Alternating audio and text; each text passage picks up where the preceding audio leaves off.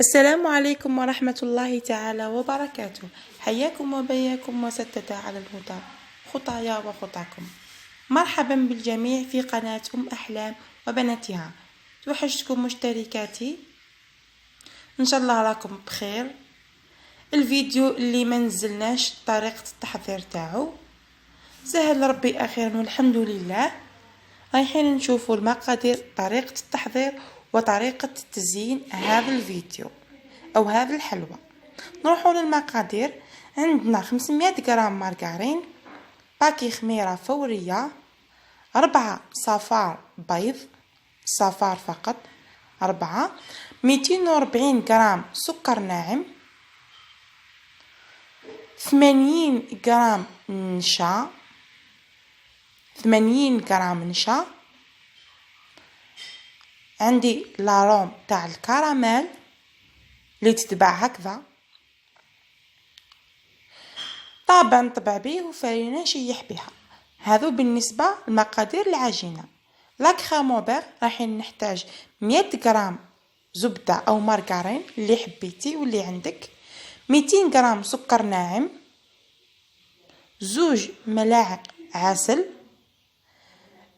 شوكولا بيضاء الوجدان اللي نفضلها انايا، وعندنا الكوفريط للتزيين كما راكم تشوفوا. انا خيرت هذا الارتيكل ولا هذا الشكل، هو فيه عده اشكال لي موتيف بزاف، وانتي واش تحبي وانتي والمناسبه تاعك. نروحوا الان لطريقه تحضير هذا وهذا الكادر ايضا راح نحتاجه، من بعد نشرحوا واش نحتاجه. ننتقلوا لطريقه التحضير. عندي 500 غرام مارغرين، تكون بحراره الغرفه. نمحروها مليح كما العاده، كما نخدموا لي صابلي كامل لازم تمحريها مليح. نضيفوا 4 صفار بيض ونمحرو.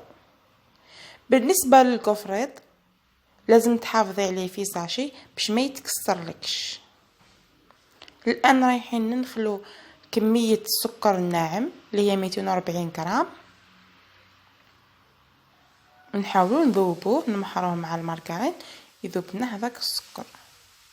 نرجعوا للكوفريط، لازم تخبيه في ساشي باسكو لو كان يبس يتكسر لك وما يصلحلكش من بعد ديكوري به، باسكو راهو حساس ما يشمش الهواء.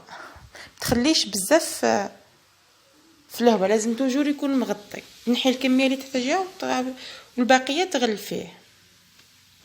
هنايا عندي 80 غرام نشا. نحاولوا نخلطوا المقادير مع بعضهم. انني سرحت لكم في الفيديو باش ما يكونش طويل بالطريقه هذه. نضيف ملعقه اكل عطر الكراميل، لاغوم تاع الكراميل، ونخلط.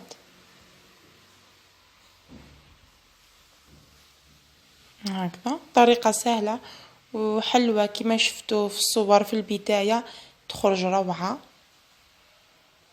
شكلا وذوقا. لاباط هذه راهي روعه بنينه بزاف وتخرج خفيفه، سورتو كيما تشيحيهاش بزاف بالفارينه. هنايا رايحه نضيف الفارينه مع باكي خميره، خلطتهم وضفت ونشيحو. ما نشيحوش العجينه كامل كيما كامل الوصفات اللي خدمناهم معاكم. نحاول نلم هذيك الزبده بالفارينه، لكن كي نجي نطبع نحي نص نشيحو كيما راني حابه، والنص الاخر نخليه حتى نزيد نحتاج. ما نشيحش الكميه كامله على مره واحده.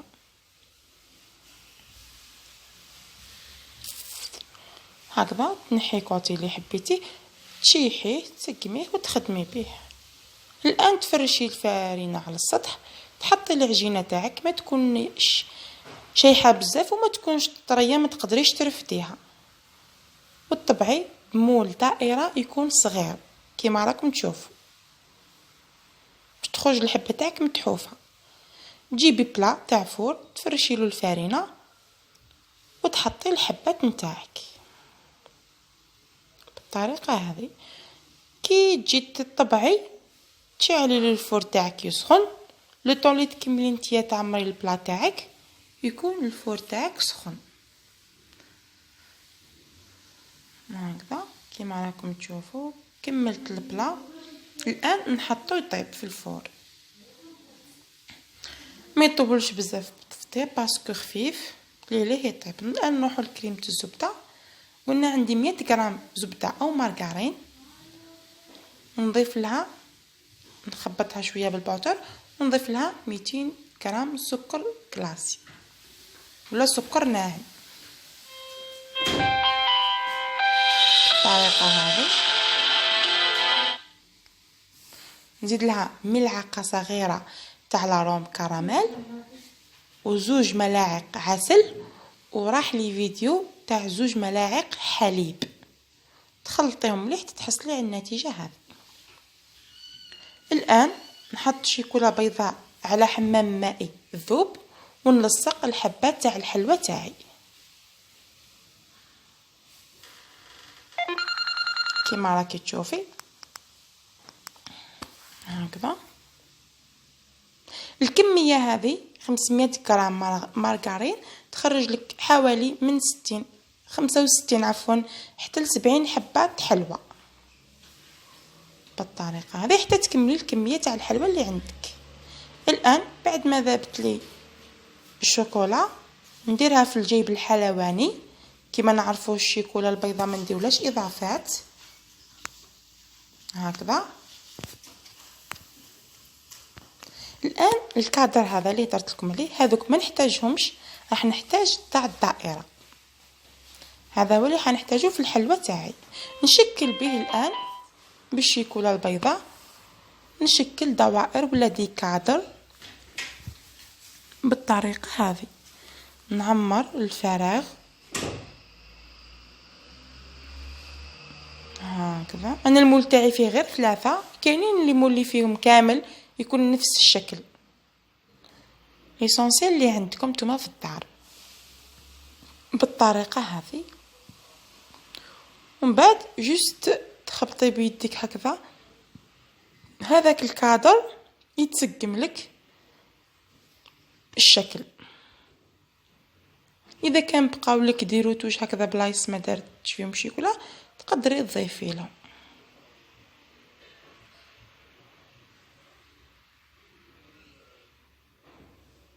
بهذه الطريقه هكذا. غير بيدك برك تعدل يتشكل عندك الشكل.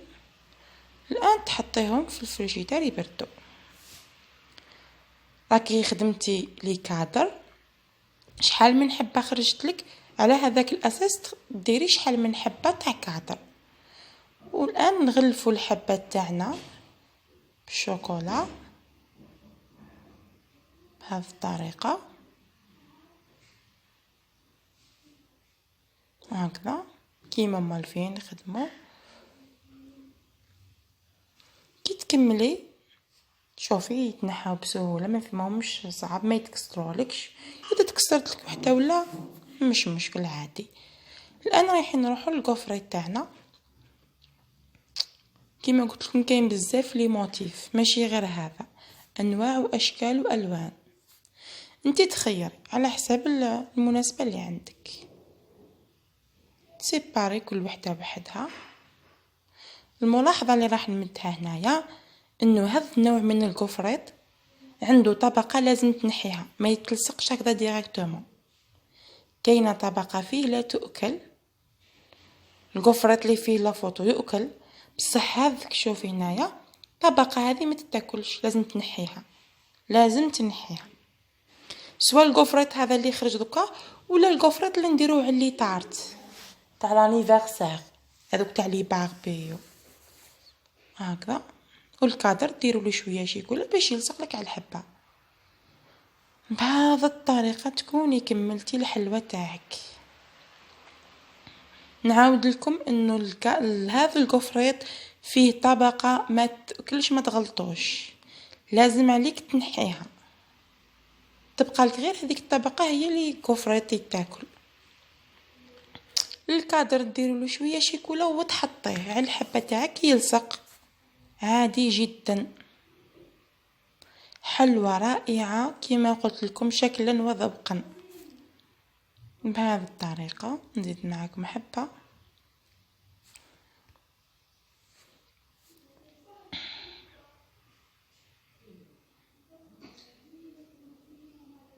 هذا مكان كما يقولوا سهله مهله كما راكم تشوفوا هنايا. بعد ما زينتو حطيته في الكيسات في طبق التقديم.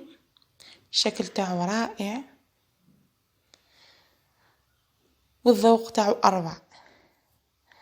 وصلنا لنهاية الفيديو. ان شاء الله الوصفة تاع اليوم تكون نالت اعجابكم. ان شاء الله كنت خفيفة عليكم. ما بقى لي غير نقولكم تهلاو في رواحكم. ما تنساوش اللي يعجبها الفيديو دير نجم. اللي عندها استفسار كالعادة تخلي لنا كومنتير.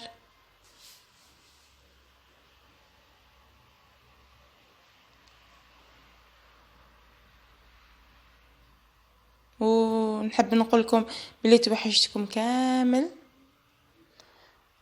وفي امان الله في وصفة اخرى في